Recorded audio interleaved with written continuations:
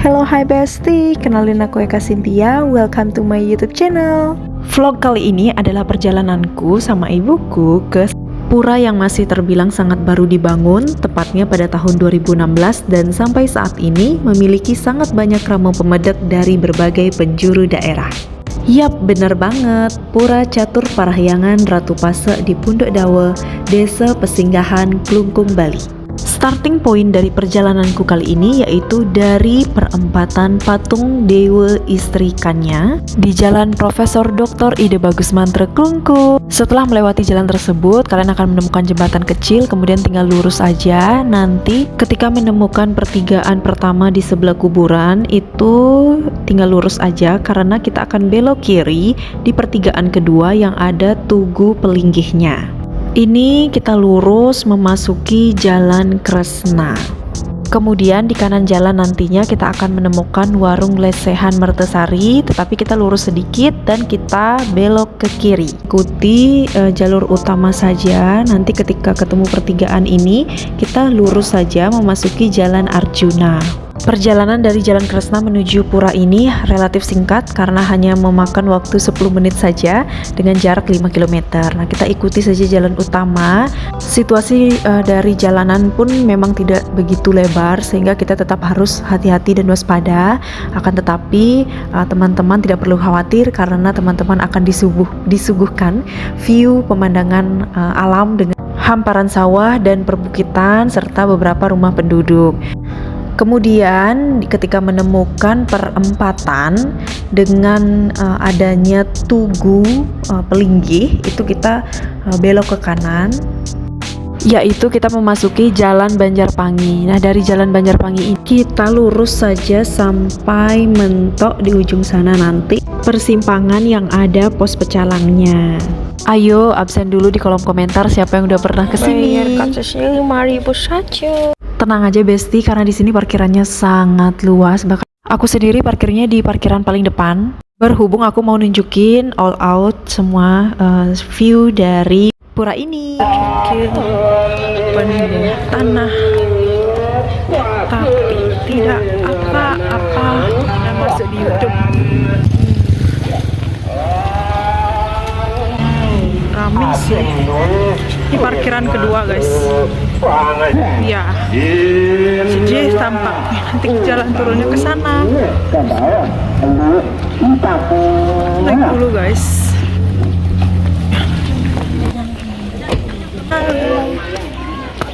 Bagus banget ya belakangku. Pengayat Ratu dalam pet.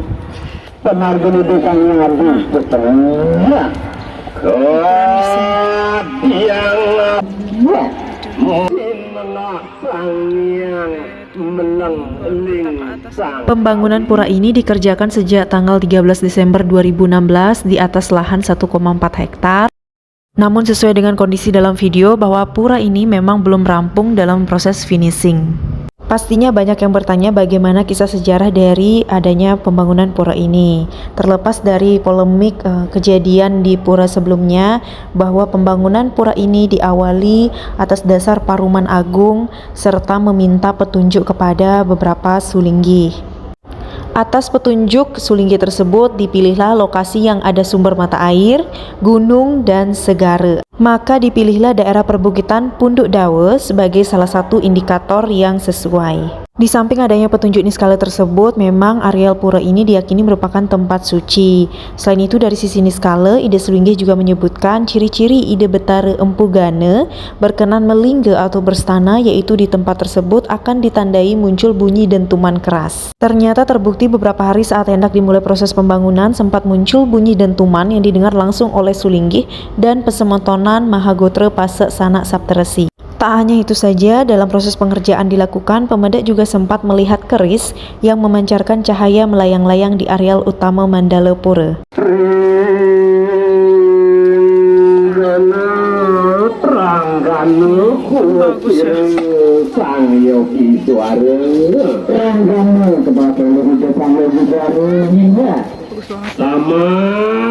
Dalam video ini memang terlihat pemedak tidak begitu banyak. Itu karena aku dan ibuku tangkil ke pura ini bukan pada saat Rahina Karya atau Piodalan. Puncak Piodalan yaitu pada Rahina Pemancakan Agung yang berlangsung selama 5 hari. Yang mana selama 3 hari Ide Betara nyejar dan akan dilakukan upacara nganyarin. Untuk bayi yang sudah diupacarai 3 bulanan dan baru pertama kali tangkil ke pura ini dilakukan upacara mepinton.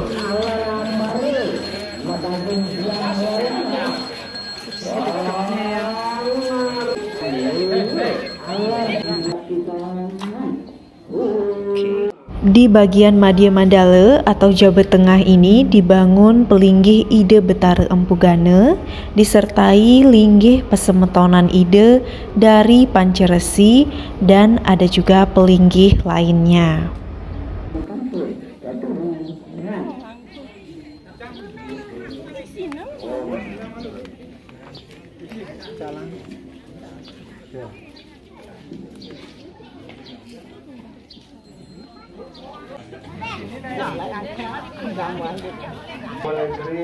Setelah bersembahyang di bagian Madya Mandala, kita akan menuju ke Utama Mandala.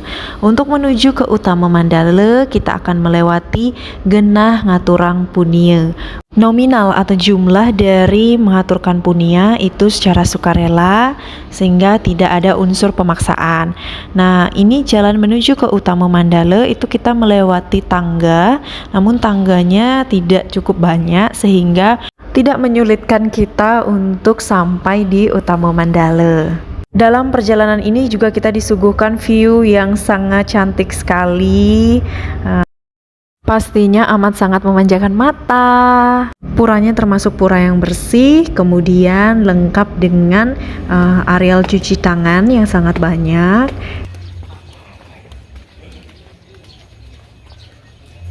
Kemudian di sebelah sudut itu ada balai untuk biasanya sekegong menabuh. Inilah dia Candi Bentar dari Utama Mandala, Pura Catur Parahyangan Ratu Pasak yang sangat cantik dilengkapi dengan langit yang sangat cerah. Setelah melewati Candi Bentar, kita akan bertemu dengan Balai Gajah. Di sana bisa untuk mempersiapkan dari banten-banten yang akan diaturkan. Kemudian melewati dari Balai Gajah ini merupakan tempat pemuspan atau tempat persembahyangan. Dan di sudut kanan kirinya merupakan hamparan perbukitan di daerah Klungkung yang membuat pura ini semakin sejuk.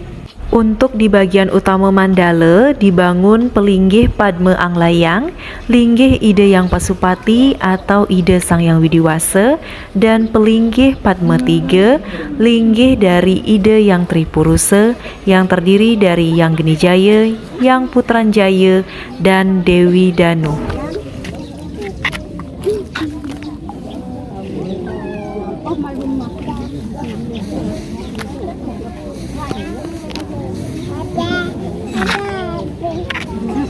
Bagi para pemedak yang ingin mengaturkan dana punia juga bisa di areal utama Mandala. Namun dari areal utama Mandala ini kita menuju ke pintu keluar dengan menuruni beberapa anak tangga. Di sebelah kanan nanti akan bertemu dengan stand dana punia. Nanti ketika kita mengaturkan dana punia, kita juga diberi gelang tridatu yang dapat kita bagikan ke saudara ataupun kita pakai sendiri. Nah, di sebelah kirinya relief dari struktur bangunan ini sangat bagus ya, sangat cantik untuk diabadikan, apalagi untuk diunggah ke akun sosial media. Kemudian pertanyaannya berikutnya, untuk toilet atau kamar kecil di mana? Nah, itu letaknya setelah lokasi stand dana punia turun sedikit, nanti akan bertemu dengan toilet dan bangunan gudang penyimpanan yang belum rampung. Tips juga untuk yang mengajak lansia, mohon tetap berhati-hati di jalan turunan ini. Karena jika jalannya itu terkena hujan, itu relatif licin. Jika pada saat Rahina Puncak Karya atau Puncak Piodalan, itu akan ada banyak sekali orang yang berjualan pisau di pinggir jalan turunan ini. Here we go. Tadi aku dari atas sana. sepi banget karena yang lain masih lewat sini karena kita mau ke parkiran pertama, parkiran paling bawah. Juga ada stand baju gitu guys, dagang baju sama dagang tas-tas, guling, dagang bag guling guys. Juga ada dagang boba dan teman-teman. Guys, ada dagang sate lamuan, bakso mie ayam, dan masih banyak lagi. Jadi terima kasih sudah menonton. Jangan lupa like, comment, share, and subscribe.